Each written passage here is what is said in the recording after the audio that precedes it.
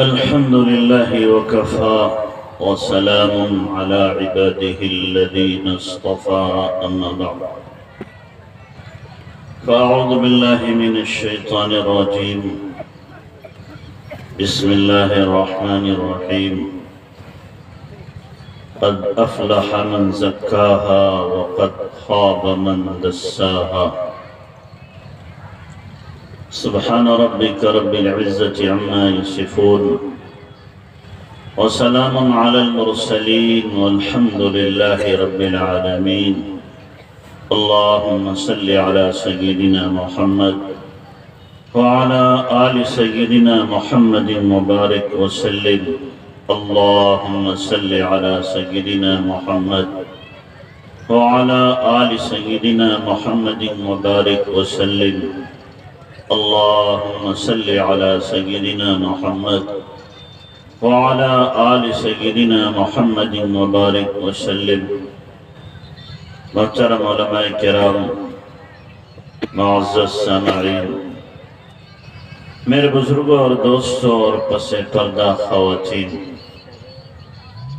کافی دیر سے آپ حضرات علماء کرام کے بیانات سماعت فرما رہے ہیں اور وقت بھی کافی ہو چکا ہے، 12:15 بج رہے ہیں۔ بیان کا یہ وقت نہیں ہے، سونے کا ٹائم ہے، لیکن آپ لوگوں نے اتنا بڑا پروگرام کیا ہے اور سننا چاہتے ہیں، اگر سننا نہ چاہتے تو آپ چلے گئے ہوتے۔ دین کی عظمت آپ کے دلوں میں ہے، لیکن آپ سے ایک عہد لینا ہے، آپ جتنے بیٹھے ہیں ایسا نہ ہو کہ آپ دیر تک بیان سنیں اور آپ کی فجر قضا ہو جائے، تو پھر میں بھی مجرم بنوں گا، آپ بھی مجرم بنیں گے کہ میں نے دیر تک سنایا اس لیے فجر غائب ہو گئی، جس لیے آپ وعدہ کرو کہ انشاءاللہ فجر نہیں چھوٹے گی۔ اگر فجر چھوٹ رہی ہے تو ہمارا یہ جلسہ ناکام ہے، پھر کامیاب نہیں ہے۔ بھائی جلسوں کا مقصد ہے دین کا جذبہ ہمارے اندر پیدا ہو، دین کی رمق پیدا ہو، دین پر چلنے کا احساس زندہ ہو جائے، نہ یہ کہ دین ہمارے عمل سے مردہ ہو جائے۔ تو اس لیے سب طے کرو، پکی نیت کرو کہ انشاءاللہ ہمیں فجر پڑھنی ہے، اور ہماری ماں بہنوں سے گزارش ہے تھوڑی دیر کے لیے خاموش ہو جائے، آوازیں بہت آ رہی ہیں، لمبی بات نہیں کروں گا، تھوڑی دیر چپ ہو جائیں، غور سے بات سن لیں۔ ان کے ساتھ عجیب مسئلہ ہے، بیچاریوں کے ساتھ کہیں بھی جائیں خاموش نہیں رہ سکتی۔ یہاں تک کہ ابھی مدینہ منورہ سے آ رہا ہوں، مردوں کی طرف آپ دیکھیں گے مسجد نبوی میں خاموشی رہتی ہے، عورتوں کی طرح ہنگامہ ہوتا ہے، جبکہ وہاں کا حکم کیا ہے کہ اگر قرآن، اگر نبی کے سامنے آواز بلند ہو جائے تو تمام اعمال ختم ہو جاتے، تمام اعمال اکارت ہو جاتے۔ تو اس لیے خواتین خاموش رہیں۔ اس سلسلے میں میں 2 باتیں آپ کے سامنے عرض کروں گا، 2 باتیں، ایک تو جو میں نے آیت پڑھی اس کے تعلق سے، اور دوسرے اپنی ماں بہنوں کے تعلق سے۔ چونکہ عام طور سے مرد حضرات کو مسجد میں بھی دین کی بات سننے کو مل جاتی ہے، جلسے جلوس میں بھی مل جاتی ہے، لیکن ہماری مائیں بہنیں اس سے محروم رہتی ہیں، اور ہم مرد حضرات اس سلسلے میں اتنے بخیل ہیں کہ دین کی بات سننے کے بعد اپنے گھر کی مستورات کو سناتے بھی نہیں۔ حالانکہ حکم یہ ہے کہ جو دین کی بات آپ سنیں اپنے گھر میں جا کر کے سنائیں۔ صحابہ کے زمانے میں کتابیں نہیں تھیں، صحابہ نبی علیہ السلام سے جو کچھ سنتے تھے گھر میں جا کر سنا دیتے تھے، اور اسی سے ان کی زندگیوں کے اندر دین آیا کرتا تھا۔ تو اس لیے جو ہم مسجد میں سنا کریں یا کہیں بھی دین کی بات سنیں، اسے یاد کریں اور اپنے گھر کی مستورات کو جا کر کے سنائیں، تاکہ ان کے اندر بھی دین زندہ ہو۔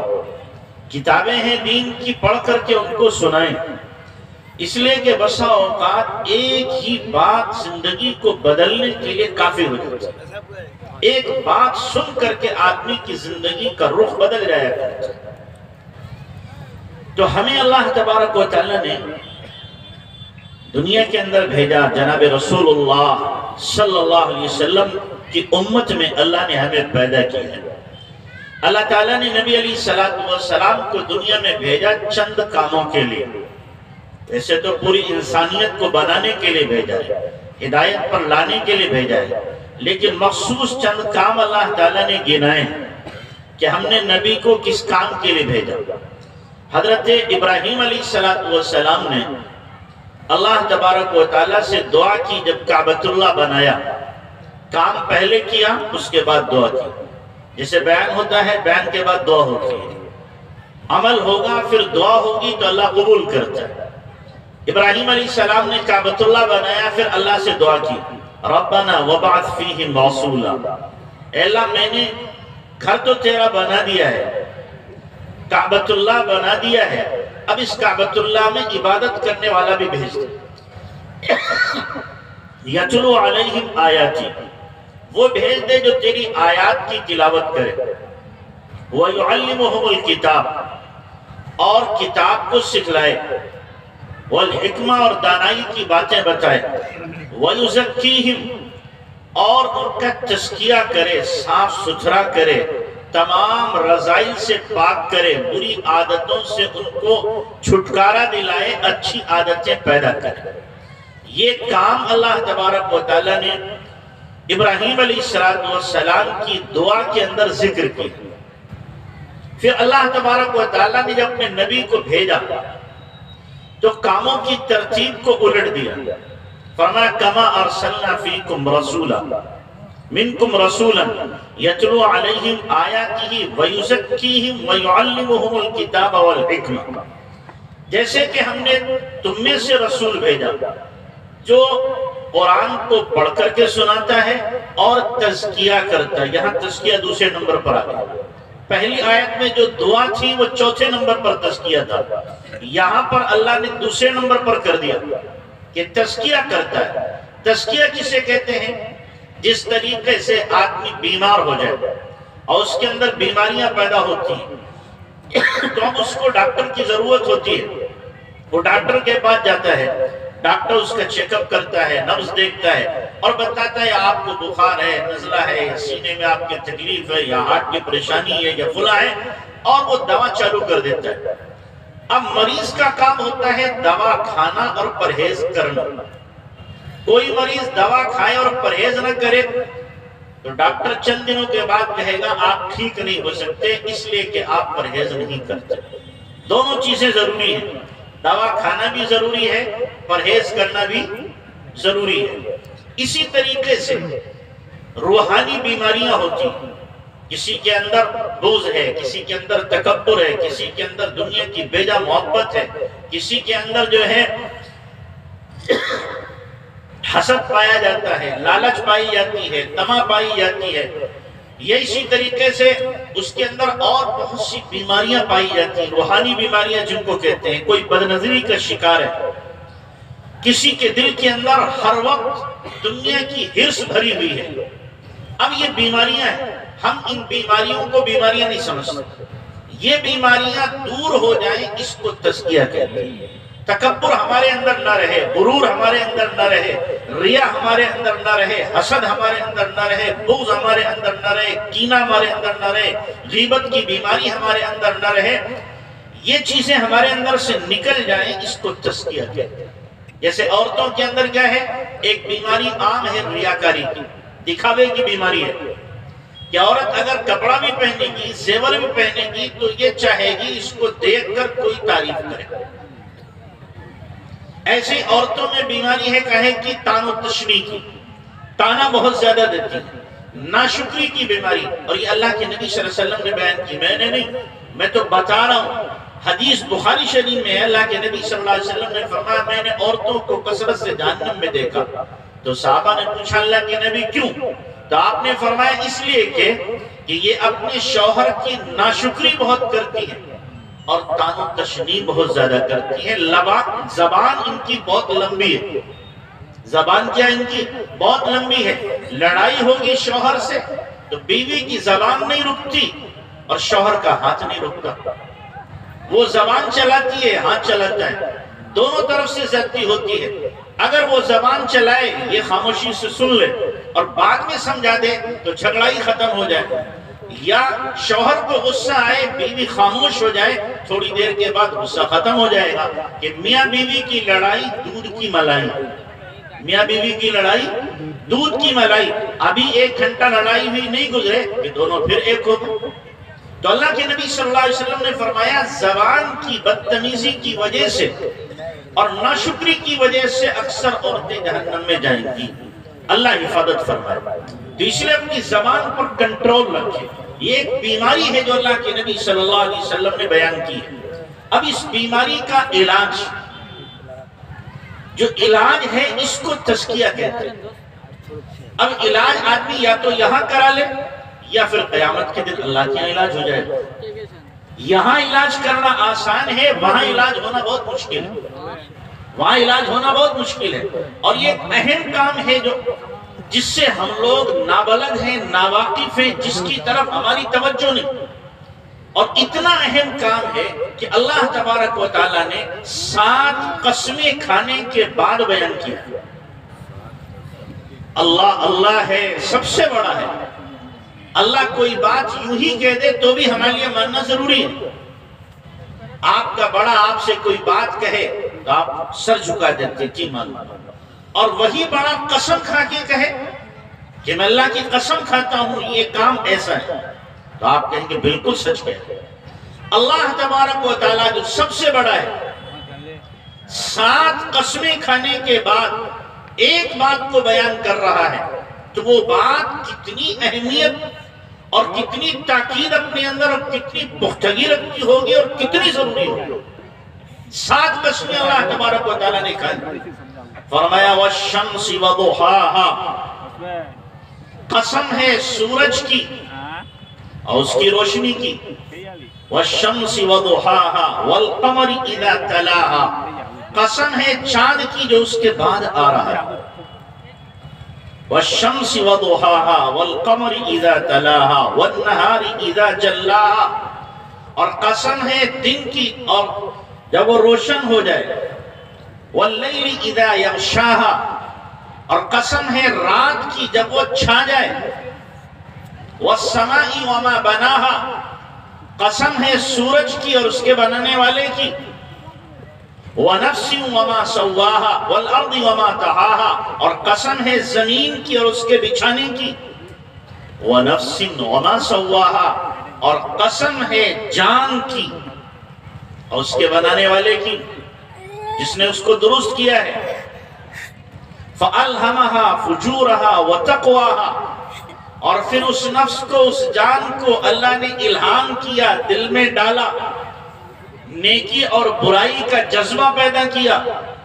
اب آگے اللہ تعالیٰ جو بات کہنا چاہتا ہے 7 قسمیں کھانے کے بعد، قد افلح من زکاہا وقد خاب من دساہا، کامیاب ہو گیا وہ جس نے اپنے نفس کا تزکیہ کیا، یعنی اپنی روحانی بیماریوں کو دور کر لیا۔ روحانی بیماریوں میں سب سے بڑی بیماری تو کفر اور شرک ہے۔ یہ ایسی بیماری ہے کہ لا علاج ہے، جس کو آپ کہہ سکتے ہیں کینسر ہے، جس کا علاج ہی نہیں، ایڈز ہے جس کا علاج ہی نہیں ہے، اس میں تو ختم ہونا ہی ہے۔ تو روحانی بیماری سب سے بڑی کفر و شرک، اس کے بعد دوسری بیماریاں ہیں۔ تو اللہ 7 قسمیں کھا رہا ہے۔ اللہ کو قسم کھانے کی ضرورت نہیں تھی، لیکن اللہ تبارک و تعالی ہمارے اعتبار سے، ہمارے ماحول کے اعتبار سے تخاطب کر رہا ہے کہ جیسے آپ کسی سے بات کہیں کہ جناب یہ بات ہے، اور آپ اس کے چہرے کو دیکھ رہے ہیں کہ نہیں یہ مانے گا نہیں، تو آپ کیا کہتے ہیں؟ یار میں قسم کھاتا ہوں یہ بات، پھر آپ نے دیکھا بات نہیں ماننا، تیری جان کی قسم، پھر آپ نے دیکھا ابھی اس کے دماغ میں بات بیٹھی نہیں، میں اپنے بیٹے کی قسم کھاتا ہوں بات ایسی، پھر آپ نے دیکھا نہیں مانا، اجی قرآن کی قسم کھاتا ہوں۔ آپ بار بار قسمیں کیوں کھا رہے ہیں؟ کہ یہ میری بات مان لے کسی طریقے سے۔ اللہ مثالوں سے مبرہ منزہ اس کی ذات ہے، لیکن سمجھانے کے لیے اللہ نیچے اتر رہا ہے، ہمیں سمجھانے کے لیے۔ میرے بندے میں قسم کھاتا ہوں سورج کی، قسم کھاتا ہوں سورج کی، میرے بندے میں قسم کھاتا ہوں چاند کی، میرے بندے میں قسم کھاتا ہوں دن و رات کی، میرے بندے میں قسم کھاتا ہوں آسمان و زمین کی، میرے بندے میں تیری جان کی قسم کھاتا ہوں، تیری جان کی قسم کھاتا ہوں۔ میرے بندے مان جا، قد افلح من زکاہا وقد خاب من دساہا۔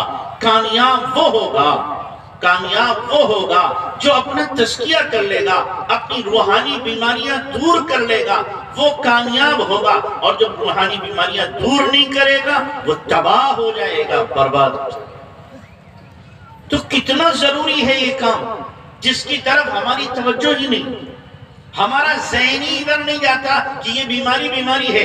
ایک آدمی تکبر اور گھمنڈ میں چور رہتا ہے، دوسرے کو حقیر اور ذلیل سمجھتا ہے، لیکن وہ سمجھتا ہے یہ کیا ہے میری خوبی۔ یہ خوبی نہیں، یہ ایسی بیماری ہے کہ جناب رسول اللہ صلی اللہ علیہ وسلم نے فرمایا لا يدخل الجنہ من كان في قلبه مثقال ذرة من کبر، کہ جس کے دل میں ایک ذرہ برابر بھی تکبر، بڑائی اور گھمنڈ ہے، وہ جنت میں داخل ہی نہیں ہو سکتا۔ اتنی بڑی بیماری ہے، لیکن ہم میں سے کتنے لوگ ہیں جو انا میں فنا ہے، میں کسی کو اپنی طاقت پر غرور ہے، کسی کو اپنے جتھے پر غرور ہے، کسی کو اپنے مال پر گھمنڈ ہے، اور کسی کو اپنے حسن پر گھمنڈ ہے، اور کسی کو اسی طریقے سے اپنے شہرت پر غرور ہے، کسی کو اپنے علم پر غرور ہے، اور کسی کو اپنی پردھانی پر غرور ہے۔ کوئی ایم ایل اے بنا، اس پر وہ کیا ہے ناز کر رہا ہے۔ یہ سب گھمنڈ اور غرور میں چور ہے۔ اللہ تبارک و تعالیٰ فرماتا ہے ان اللہ لا يحب من كان مختالا فخورا۔ اللہ ایٹھنے والے کو، فخر کرنے والے کو، بڑائی کرنے والے کو پسند نہیں کرتا۔ جو اینٹ کر چل رہا، قرآن کہہ رہا لا تمشی فی الارض مرحا انک لن تخرق الجبال انک لن تخرق الارض ولن تبلغ الجبال طولا۔ او اینٹ کے نہ چل زمین پہ، تو زمین پر پیر مار کر زمین کو پھاڑ نہیں سکتا، اور سر کو اونچا کر کے آسمان کی بلندی یا پہاڑ کی بلندی کو پہنچ نہیں سکتا۔ تو یہ ایک بیماری ہے ایسی، لیکن اس بیماری کا علاج ہے ہی نہیں۔ جو بڑا آج بن رہا دنیا میں، اللہ کے نبی صلی اللہ علیہ وسلم نے فرمایا کل قیامت کے دن اس کو زمین پہ لٹا دیا جائے گا، اور اس کو چیونٹی کے برابر جسم دیا جائے گا، اور محشر کے سارے لوگ اس کو روند رہے ہیں، کیوں بڑا بنتا تھا نا۔ اب اللہ تبارک و تعالیٰ اہل محشر کے سامنے اس کو ذلیل اور رسوا کرے گا۔ مرنا نہیں ہے چیونٹی کی طرح مسل دو ختم ہو جائے، نہیں، وہاں تو موت ہی نہیں ہے، مسلا جاتا رہے گا، یہ زندہ رہے گا۔ تو اس لیے ایک بیماری ہے، بیماری۔ اللہ ہمیں ان بیماریوں کا علاج نصیب کرے۔ دیکھو اللہ نے کیا فرمایا قد افلح من زکاہا، کامیاب ہو گیا۔ فلاح کس کو کہتے ہیں؟ فلاح کہتے ہیں کھودنے کو، اسی لیے کسان کو عربی میں کیا کہتے ہیں؟ فلاح۔ کھودنے والا وہ بھی زمین کو کھودتا ہے، بیج ڈالتا ہے، کریت دیتا ہے، بیج ڈال دیتا ہے، ایسی فلاح کہتے ہیں کھودنے کو۔